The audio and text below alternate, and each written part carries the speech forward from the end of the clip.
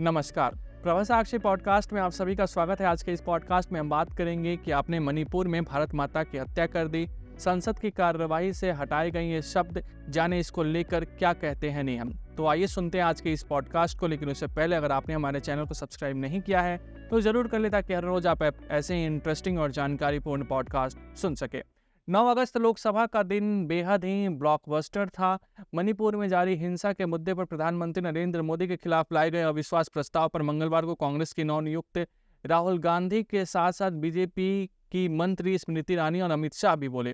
कांग्रेस के राहुल गांधी ने मणिपुर में हिंसा से निपटने के तरीके के लेकर नरेंद्र मोदी सरकार पर निशाना साधा और आरोप लगाया कि भाजपा की राजनीति ने भारत माता की हत्या की है।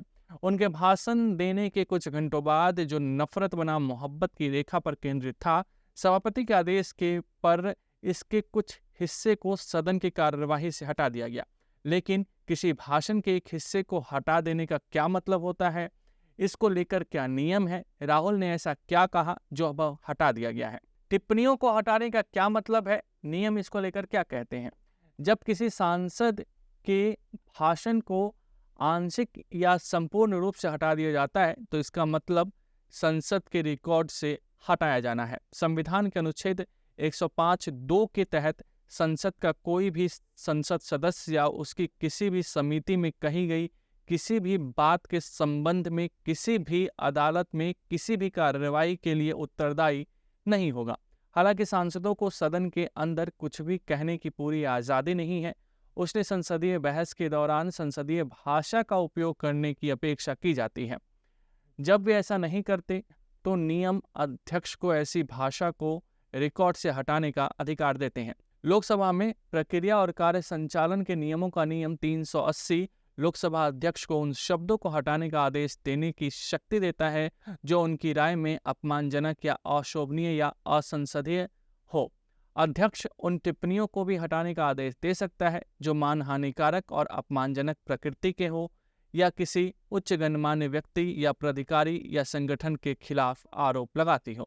इसके अतिरिक्त नियम 381 में कहा गया है कि सदन की कार्यवाही के जिस हिस्से को इस प्रकार हटाया गया उसे तारांकन द्वारा चिन्हित किया जाएगा और कार्यवाही के एक व्याख्यात्मक फुटनोट डाला जाएगा। टिप्पणियों को हटाने का निर्णय कैसे लिया जाता है। रिपोर्टिंग अनुभाग का प्रमुख असंसदीय भाषा की एक रिपोर्ट बताता है कि जिनके बारे में उसका मानना है कि इससे सदन की मर्यादा या गरिमा को ठेस पहुंचेगी और इसे अध्यक्ष या पीठासीन अधिकारी को प्रासंगिक नियमों और पूर्वता का हवाला देते हुए उन्हें हटाने की सिफारिश के साथ भेजता है।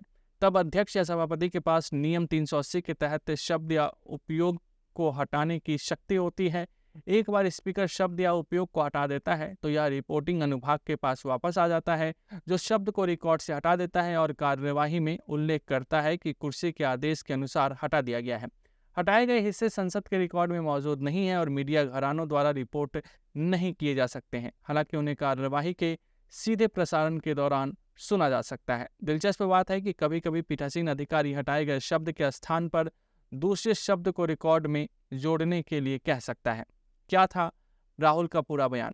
मैं कुछ दिन पहले मणिपुर गया, हमारे प्रधानमंत्री वहां नहीं गए, अब तक वहां नहीं गए, वह मणिपुर को भारत का हिस्सा नहीं मानते। मैंने मणिपुर शब्द का प्रयोग किया, लेकिन वास्तविकता यह है कि कोई मणिपुर नहीं बचा। आपने मणिपुर को 2 हिस्सों में बांट दिया है, आपने मणिपुर को तोड़ दिया है। मणिपुर में उन्होंने यानी भाजपा ने हिंदुस्तान की हत्या की है। उनकी राजनीति ने मणिपुर को नहीं बल्कि मणिपुर में हिंदुस्तान को मार डाला है। मणिपुर में हिंदुस्तान की हत्या कर दी गई है। मणिपुर के लोगों को मारकर आपने भारत माता की हत्या कर दी है। पूर्व कांग्रेस प्रमुख ने कहा कि आप देशभक्त नहीं बल्कि देशद्रोही हैं। आज के लिए इतना ही। अगले पॉडकास्ट में किसी और मुद्दे पर देंगे विस्तृत जानकारी। जुड़े रहिए प्रभा साक्षी के साथ।